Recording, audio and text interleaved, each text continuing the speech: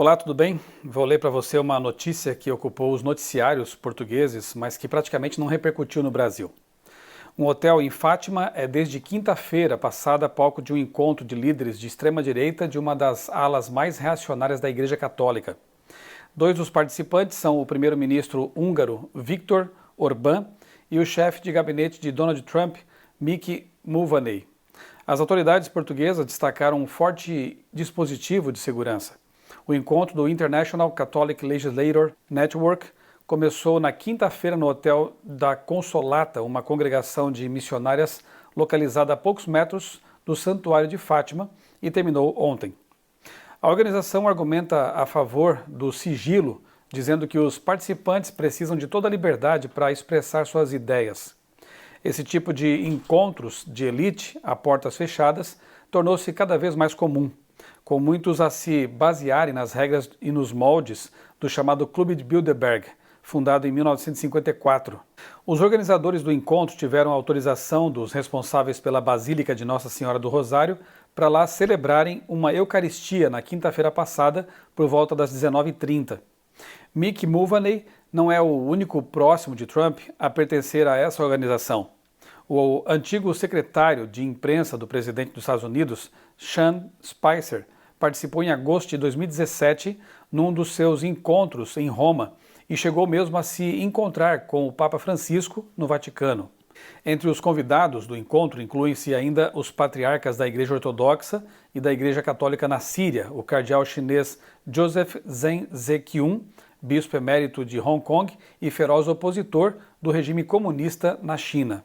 O site International Catholic Legislators Network, fundado em 2010 na Áustria, é direto em seus intentos: formar líderes políticos cristãos e estabelecer ligações entre si, afirmando-se como sendo não partidário e totalmente independente, e denunciando que os cristãos são os que mais estão sob ameaça, dando como exemplo as perseguições no Oriente Médio.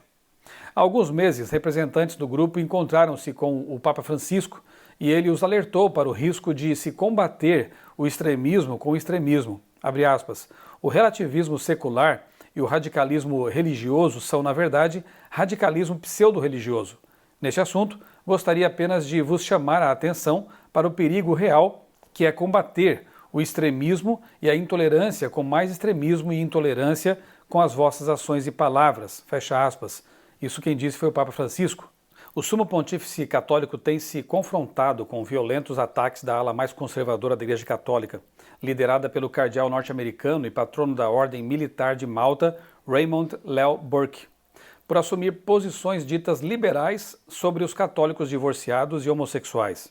Há uma guerra secreta ocorrendo no Vaticano, com uns a enfrentá-lo abertamente e outros agindo com passividade, bloqueando seus esforços. Abre aspas, há uma guerra subterrânea na Igreja Católica. Nem são muitos os cardeais que se manifestam publicamente e praticamente todos dizem que apoiam o Papa, mas a maioria dos opositores atua silenciosamente. Às vezes, conseguem bloquear a agenda com oposição aberta, mas principalmente por meio da inércia e de manobras por baixo dos panos, explicou o especialista na Igreja Católica e autor do livro A Solidão de Francisco, Marco Politi, em entrevista à Globo. Muito interessante a notícia desse encontro secreto e digna da atenção dos que estudam os desdobramentos proféticos relacionados com a volta de Jesus. Primeiro, pelo óbvio caráter ecumênico da reunião, envolvendo não apenas lideranças católicas, mas ortodoxas e até um representante da maior nação protestante do mundo. Lembre-se de que o abismo entre os protestantes e católicos não mais existe, conforme foi profetizado já no século XIX. Segundo, pelo lugar escolhido para o evento carregado de simbologia mariana.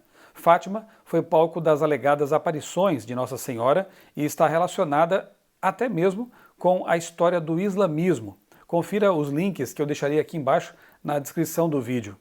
Terceiro, pelos propósitos do grupo, como informa o site oficial deles, abre aspas, formar líderes políticos cristãos e estabelecer ligações entre si, fecha aspas. Bem de acordo com as coisas mostradas na série documentário The Family, da Netflix. Está ficando no passado o tempo do liberalismo teológico e político. O mundo e mesmo o Vaticano caminham para a direitização, para o recrudescimento do tradicionalismo religioso e para uma nova união entre a Igreja e o Estado, com cada vez maior ingerência da religião em assuntos políticos. O discurso é sedutor de combate aos ataques promovidos em anos recentes contra os valores cristãos, de defesa da família e do meio ambiente, etc. Sim, o discurso é sedutor, agregador, vai envolver a maioria e que sejam deixadas de lado as minorias que não se encaixarem nesse admirável mundo novo. Melhor ainda, em lugar de serem deixadas de lado, que essas minorias fundamentalistas, sectárias, extremistas sejam tiradas do caminho. Ainda tem dúvida de que se trata de um cenário previsto? Eu sugiro enfaticamente que você estude as profecias apocalípticas bíblicas e leia o best-seller do século XIX intitulado O Grande Conflito. Agora, deixo com você algumas imagens que eu fiz em Fátima, aproveitando minha passagem por Portugal, por conta de uma semana de pregações e palestras que fiz lá no ano passado.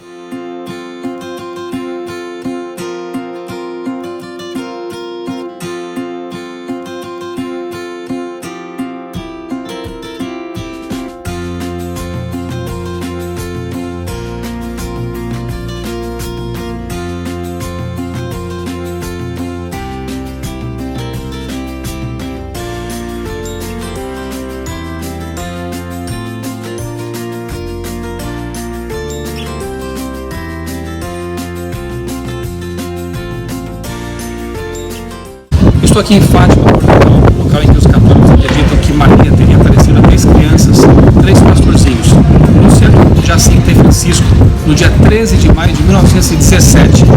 Para esse local, multidões de católicos todos os anos vêm para peregrinar, organizam romarias para cultuar, então, Nossa Senhora de Fátima, como ficou conhecida depois. As 2 das 3 crianças acabaram falecendo, vitimadas por doença, e apenas Lúcia sobreviveu.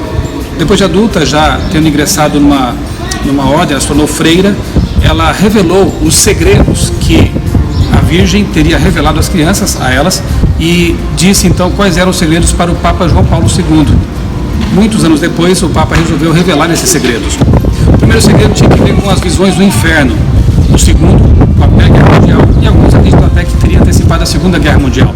E o terceiro segredo, que, segundo se crê, teria que ver com o fim do mundo, as visões do Apocalipse, ele foi guardado por mais tempo pelo Papa João Paulo II. Esse local aqui, esse santuário de Fátima, foi construído justamente no ponto onde se acredita que realmente Maria teria aparecido àquelas crianças, aos pastorzinhos.